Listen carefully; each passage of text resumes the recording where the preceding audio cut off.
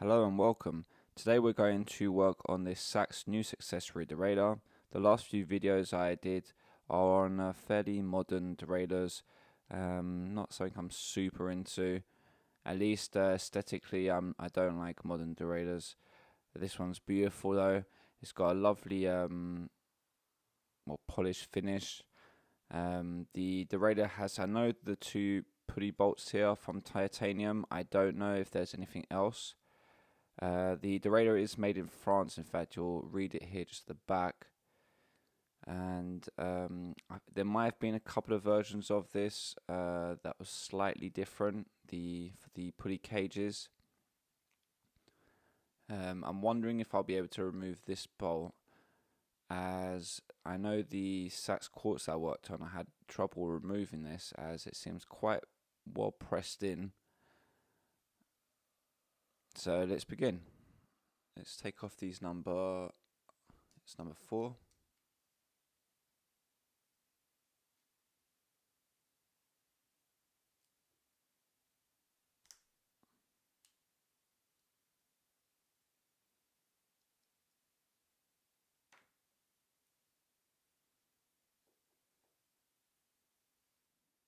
Or steel ball bearings inside the jockey wheel for I think it's the bottom, and on the top it just seems to be a regular pulley. Let's open up this part. So we're going to recline the cage or open it up, and there's a stopper right here that we need to remove. Using a flat-headed screwdriver, this hopefully will just come off. Oh, it's quite hard.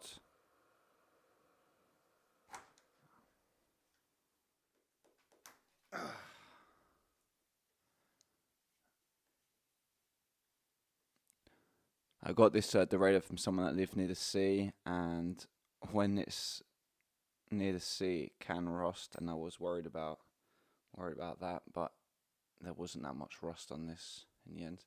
So now we can let go, and this will instantly begin to recline back. There's going to be a Phillips screw now to remove from the sides here. I don't know how hard that's going to be. Let's find out. Oh, it's actually really, really easy.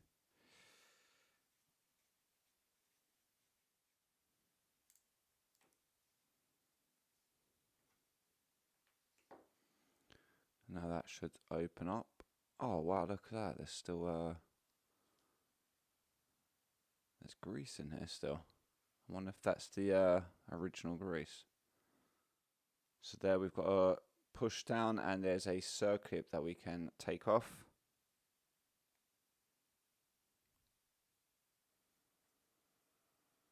And we got that spring. There's a seal, and in fact, it looks like that's bolted. We're going to check on that in a second. Over here we've got the spring. It looks like the tip was on this right side.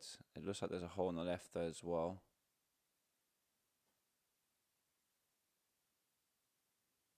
Spring seems fairly symmetrical. Let's take off this seal. Now it's not as flimsy as Shimano seals. Much harder. We can remove this pivot. It's a number 9. I have got a number 9, but it's in another toolbox. So I'm going to just use my adjustable wrench. I don't think that should be a big deal to remove it this way. And it's come off. So let's see, we've got a little spacer there. We've got now this clip to remove for the top knuckle here to access the interior. Now this should come off, but okay,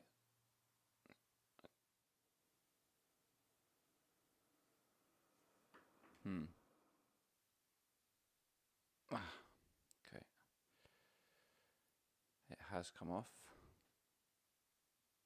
I thought that it was pressed on. It looks like it isn't. With just a simple flat-headed screwdriver, you can eventually pop this up. Just be careful, obviously, not to damage the sides, although that would be inevitable in a way. But it looks like I've been able to lift up a bit more since. Okay, I think we've got it open. Okay, we've got it open finally. Yeah, quite gunky inside. A little bit dry. Let's remove that seal. Let's push the bolt out. Is that gonna be? That's quite tight as well.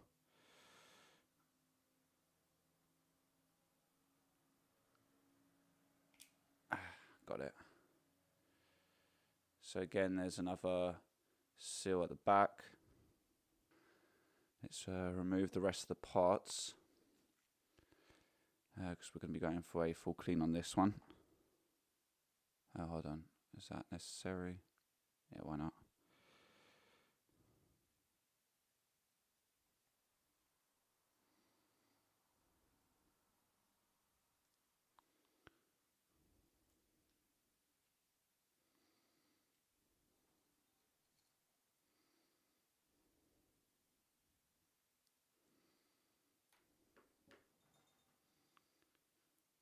Oh, well, that's everything.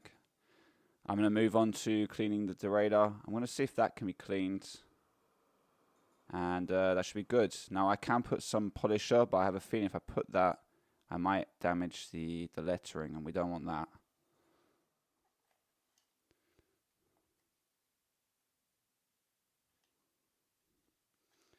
I probably haven't shown the process of cleaning in quite some time in my videos. So I thought I'd film quickly. Use a brush to get in between stuff. An old brush is quite good. And you'll need some degreaser, which I actually went out to get. I had enough of cleaning it with WD-40, which is quite expensive. Okie dokie. 1 hour later, at least, 2 pairs of latex gloves and numerous amounts of serviettes. I've got this now to at least somewhat of a good standard of cleanliness. I've removed most of the grease. That was quite time consuming. I haven't got time now to continue with this further. I could go a little bit more inside here, but I think this will suffice. Let's put some grease on the parts, and we're going to assemble all this back together again. For those interested, you can actually replace, from what it looks like, the sealed bearings right here on the, I think it was the guide pulley. You can see closely here there's something made from Thailand. Where's the name? I think it's here. NMB, and that's 626Z, which should give you the reference for the bearing itself. Oh, and another thing, replacing these. I would guess that these are the same as those Hooray Jockey wheels, the ones that were made in France. In fact, I might have a pair. Let me go and check. Yeah, I can confirm that they are the same. So the these ones from the New Success are not stamped Hooray. However, I have got some older Jockey wheels from I don't know where. But you'll see that they're actually identical. This one actually is marked. If you look closely there, you'll see Hooray. It will say on the other side Sachs Hooray. So I can confirm that they are the same, probably because they were being made in the same company or same what's it called, same factory, which was I think still in France up until that point. And now we can make out "Made in France" stamped to the back a lot clearer. Why the French government at the time did absolutely nothing, at least from what I've read, to save the bike industry, which had been developed over about 60, 70 years. So quite a lot of knowledge and know-how, all lost in the space of probably 10 years. We're going to be using Shimano grease for this procedure. So let's put a little bit on top here.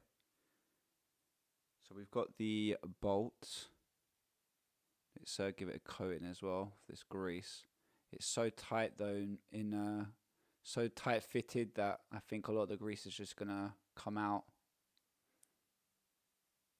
So there was a sill. Let's put the bolt through first, and then through the sill, and now we can seat that in properly. There. Let's take that spring. One tip's a little bit shorter, so I'm going to put the shorter one into the back here. There's that hole, so let's aim for that.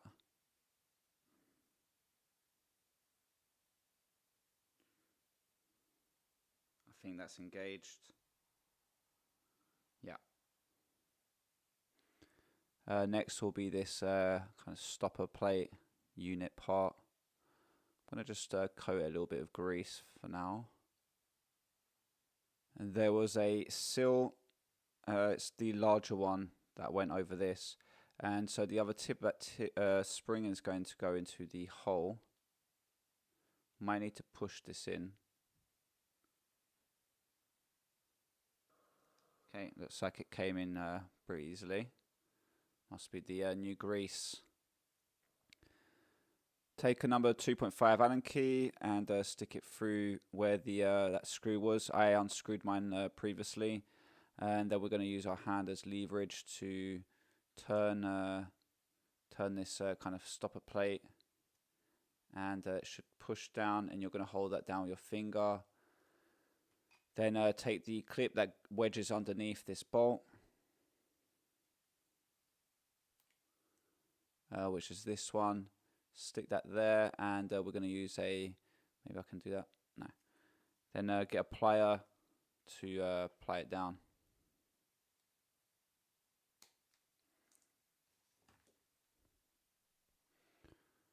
Next part is this plate. I've put a little bit of grease there beforehand. So you have this kind of cup. So you'll see there's 3 slits. Those 3 slits, one of them needs to be at least aligned with the hole right there, as there's going to be one end of the spring inserting into the hole. So that'll go on the top there.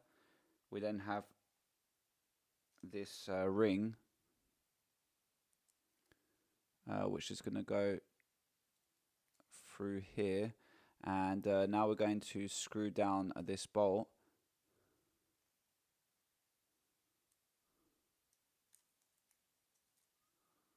Like that.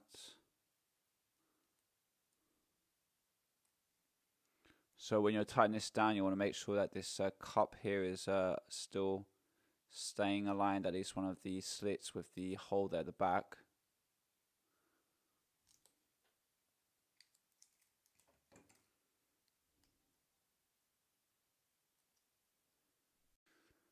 Let's now grease up some of these parts.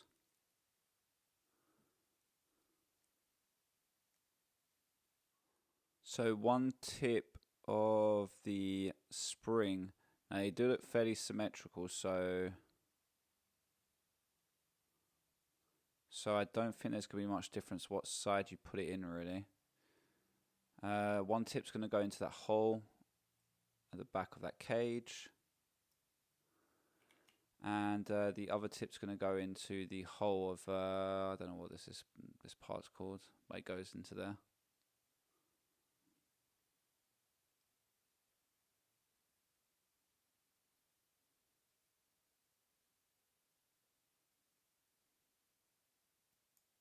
There we go, got it in.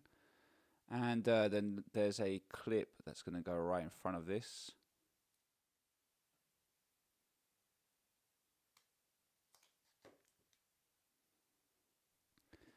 There's a sill. You can kind of seat that over there, and it's going to go over this part. Going to need to kind of seat it. There you go, it's on. Perfect. Now this next part, I'm not too sure where this is. I think it will go here. So yeah, let's say roughly like this way. I don't know, this spindle, and then there's a screw here. I'm guessing the screw presses against this.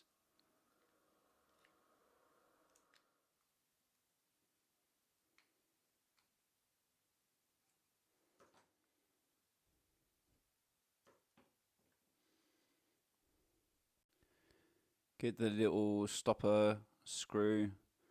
So we're going to turn that back, and you'll need to keep that open. You can put that against something if you need to.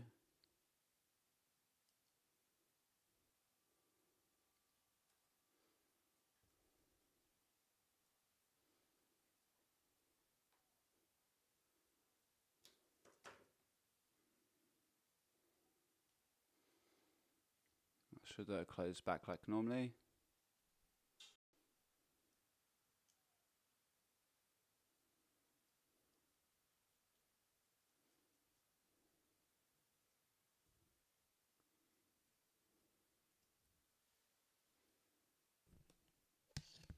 A little bit hard to screw this back in since it's at an odd angle. Obviously when it's installed it's easier.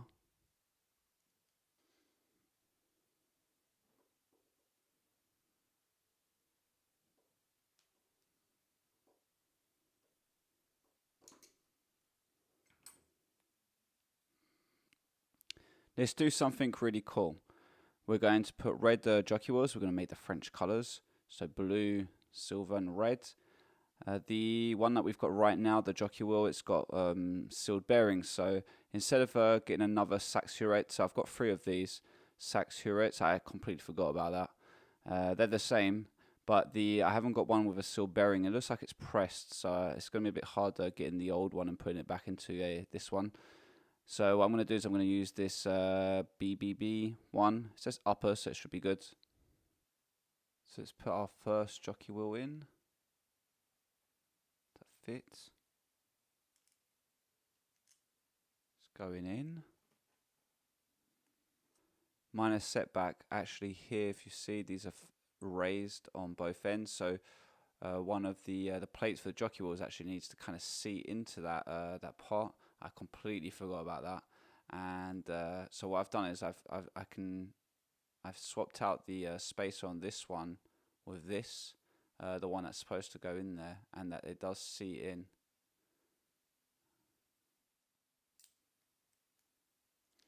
We won't do that too tight for now. We're going to put the other one on.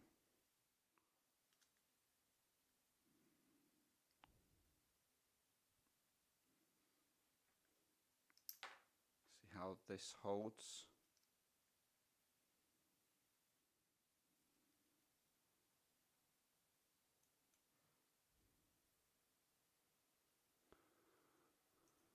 Seems to be spinning. Okay, fair enough. I did have to dab around a bit with that by adding on another. I used another jockey wheel plate, which I could see into that little bit that was sticking out on the outer inner cage, and it's kind of evened out the spacing between the two. So I'm going to finish off putting on the screws now, and then tonight I'll stick this on my bike, and then tomorrow we'll film and try it out and see if that actually worked.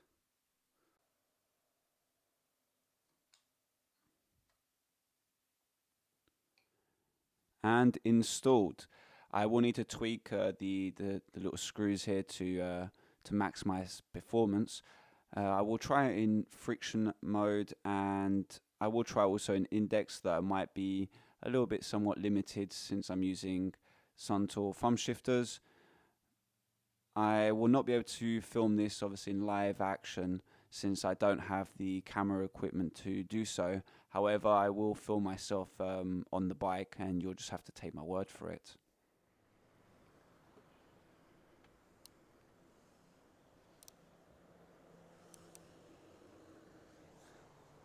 This thing actually shifts. Here's something weird. The index shifting is, I don't know why, working on this. It shouldn't do though. So just to conclude, right now it's on the larger sprocket and the larger chainring. That's one of the limiting factors for this short cage derailleur. But I mean, it's not a combination that you're going to actually use. But that is its limits.